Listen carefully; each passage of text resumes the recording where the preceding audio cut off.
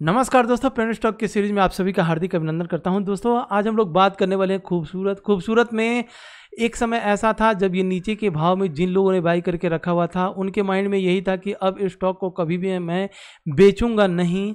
लेकिन जब एक अच्छा खासा प्रॉफिट देने के बाद से नीचे की साइड में ये स्टॉक गिरने लगा, अब यहाँ पे थोड़ा सा हमें रिग्रेट ये होगा कि काश हमने अपने मूलधन, मान लीजिए हमने नीचे की साइड में 100 रुपये लगा करके रखे थे और ऊपर आते आते ही मुझे 10 रुपये का प्रॉफिट हो रहा था, तो काश मैं अपर सर्किट में ही 100 रुपया निकाल लिया होता और 10 रुपये का छोड़ दिया होता, तो अब हमारे पास जो रिस्क रहता मात्र 10 रुपये का ही रह जाता। और थोड़ी सी कंपनी अगर और नीचे आती है तो नीचे के बाद से हम यहां पर फिर से 100 रुपया लगा लेते और यही 100 रुपया फिर जब ऊपर जाता तो मुझे एक अच्छा खासा इस तरह से साइकिल चलता रहता और एक अच्छा खासा प्रॉफिट भी होता। लेकिन सवाल ये उठता है कि जब ये स्टॉक बड़ी तेजी से नीचे की साइड में गिर रहा है तो हम किस टूल को लगा करके यहां पर नापें कि अगर ये गिर रहा है तो कहां तक गिरेगा? क्या ऐसा कोई टूल है? जी हां दोस्तों, बिल्कुल टूल है। बने रहिएगा, मेरे साथ मैं आपको बता दूंगा कि कोई भी स्टॉक चाहे वो ऊपर जा रहा है तो भी आप उसे लगा करके समझ सकते हैं कि मार्केट कहां तक ऊपर जा सकता है या कोई भी पर्टिकुलर स्टॉक कहां तक ऊपर जा सकता है, या कोई अगर नीचे गिर रहा है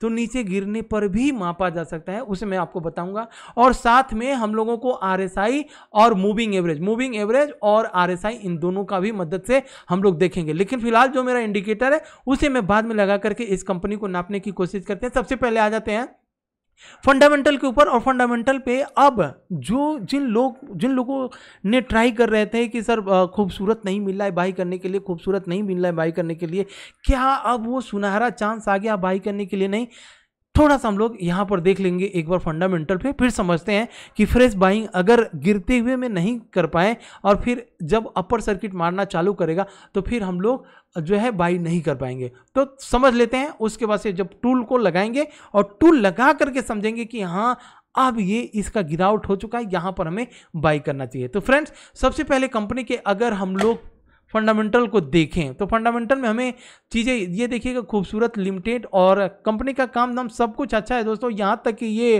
डेवलपमेंट ऑफ मोबाइल एप्लीकेशन के जो मोबाइल का एप्लीकेशन होता है उसको भी डेवलप करने का ये काम करती है। उसको ऐसे computer software, investment is share and security, ये सब इसका काम है। बहुत बढ़िया कंपनी है, नो डाउट।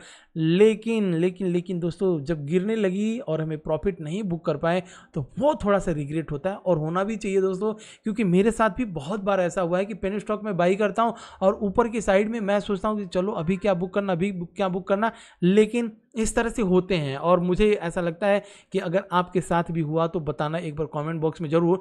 तो फ्रेंड्स, अगर हम बुक वैल्यू की बात करें, 1 रुपया 90 पैसा, अराउंड मोटा मोटी 2 रुपये अगर हम मान करके चले, और करंट प्राइस 2 रुपया 65 पैसा, मतलब कि 65 पैसा अपने बुक वैल्यू के पास आने के लिए कम से कम 70 पैसा अभी इसे चाहिए नीचे आने के लिए।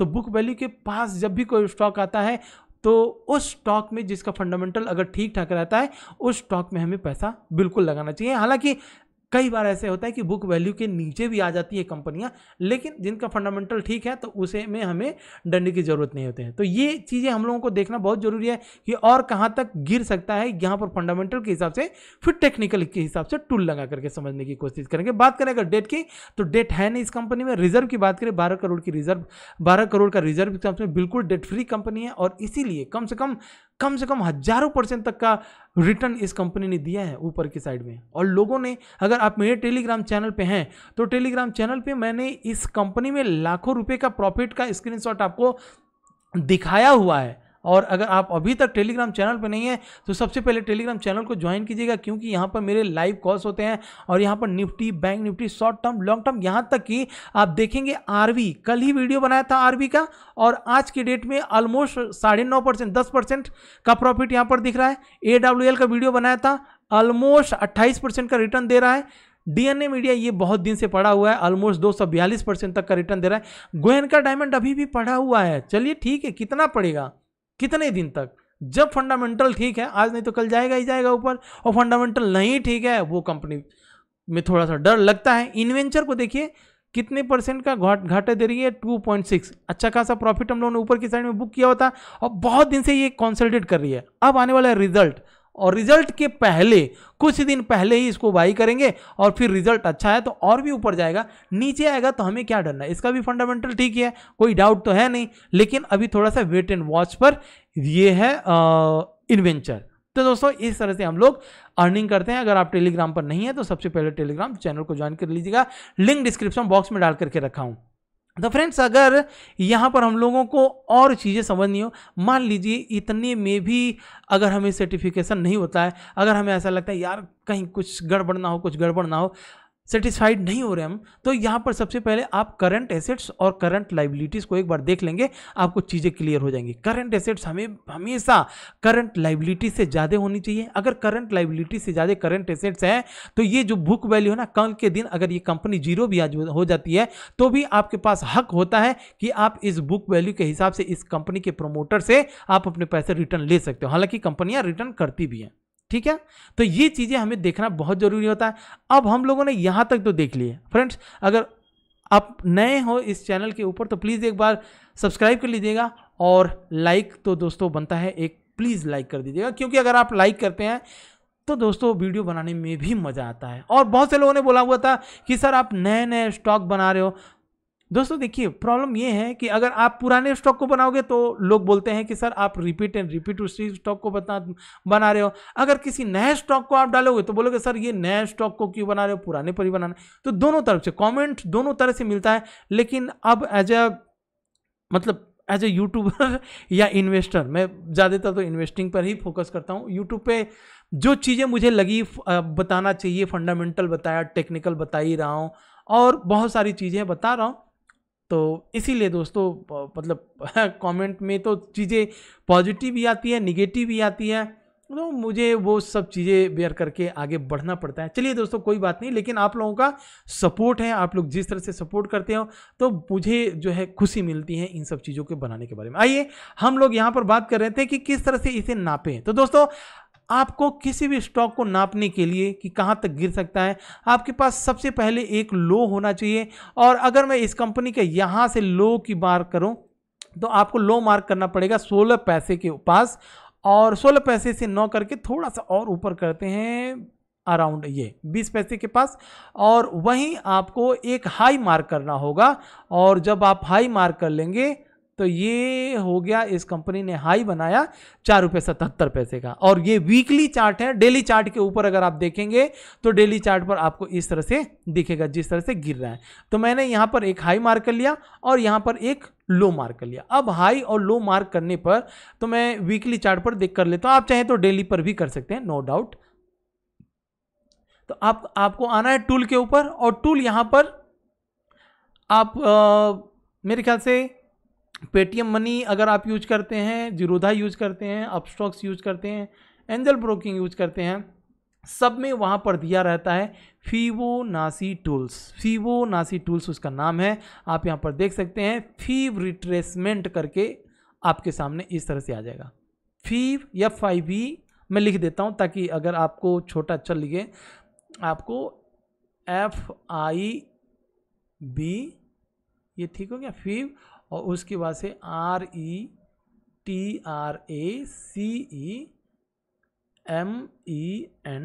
फिबोनाची रिट्रेसमेंट इसे कहा जाता है। दोस्तों इसके बारे में और जानकारी चाहिए तो आप गूगल पे भी देख सकते हैं। तो फीव रिट्रेसमेंट का ये टूल है, और जिन लोगों ने बनाया तो उनका पर्पज ही यही था कि कोई स्टॉक अगर ऊपर भाग रहा है कहाँ तक भाग सकता है, या अगर कोई नीचे गिर रहा है तो वो कहाँ तक गिर सकता है। तो आपको दो चीज़ें करनी है। सबसे पहले आपको यहाँ पर क्लिक करना है। क्लिक करने के बाद से आप जो लो बना हुआ है, ये जो लो बना हुआ है यहीं पर कर्सर लेकर के आइए, क्लिक कीजिए। क्लिक करने के बाद से इसे लेकर के जाइए, ये दिख रहा है जो हाई बना हुआ है, आप कहीं भी छोड़ सकते हैं। आप यहाँ पर छोड़ दीजिए, लेकिन एग्जैक्टली हाई पर छोड़ सकते हैं। आप चाहिए तो यहाँ पर एग्जैक्टली यहाँ पर छोड़ सकते हैं, कहीं भी छोड़ सकते हैं। लेकिन ऊपर की जो लाइन लगी हुई है, ऊपर जाकर के इस तरह से आपको क्लिक कर देना। तो अब आपके सामने आ गया इसका रिट्रेसमेंट कि अगर ये स्टॉक ऊपर जाता है तो कहां तक जा सकता है, या अगर ये स्टॉक नीचे आ रहा है तो कहां तक नीचे आ सकता है। ठीक है, और इसमें कुछ रेशियो दिए होते हैं जिसमें मैं आपको बताऊंगा कि 0.5 वाला, देखिए 0 यहां पर दिखा, अगर छोटा दिख रहा हो तो मैं बता दूं 0.5 5 करके है, ये होता है गोल्डन रेशियो। ठीक है, ये होता है गोल्डन रेशियो। तो जब भी कोई स्टॉक गोल्डन रेशियो के पास आता है तो इसे हमें ये माना जाता है कि ये हमारे पास एक बहुत बड़ा सपोर्ट हो सकता है, इसे हम एज ए सपोर्ट मान करके चलते हैं। अच्छा, अगर सपोज ये सपोर्ट ब्रेक भी कर जाता है तो उसके बाद से 0.618 का एक होता है, 0.618 का होता है एक रेशियो, और इस रेशियो को भी अगर हम लोग यहाँ पर मार्क करके लिख ले तो आपको सबसे पहला सपोर्ट 1 मिल जाएगा, सपोर्ट 2 मिल जाएगा, और मैक्सिमम जो इसकी होती है या मिनिमम कहें तो ये होता है 0.786 वाला होता है। लेकिन यहाँ तक कोई स्टॉक आता नहीं है, खुदा न खासा एज ए पेन स्टॉक अगर आ जाए तो हमारे पास सपोर्ट 3 भी यहाँ पर मिल जाएगा। तो 1 2 3 हमारे पास मिल गया। लेकिन अब इसे हम लोगों को करना क्या, जैसे कि हम लोगों ने स्टार्टिंग में बात किया कि जब ये भाग रहा था तो हमें चांस नहीं दिया था ऊपर बाई करने के लिए, क्योंकि डेली अपर सर्किट मार रहा था। अब डेली लोअर सर्किट मार रहा है। अब डेली लोअर सर्किट मारने में तो जब ये सपोर्ट 1 के पास आता है तो यहां पर हम 25 रुपये लगाएंगे, सपोर्ट 2 के पास आया खुदा न खास्ता तो यहां पर 25 रुपये लगाएंगे, और सपोर्ट 3 के पास आता है सपोज तो यहां पर 75 रुपये लगा करके इस कंपनी को छोड़ देंगे।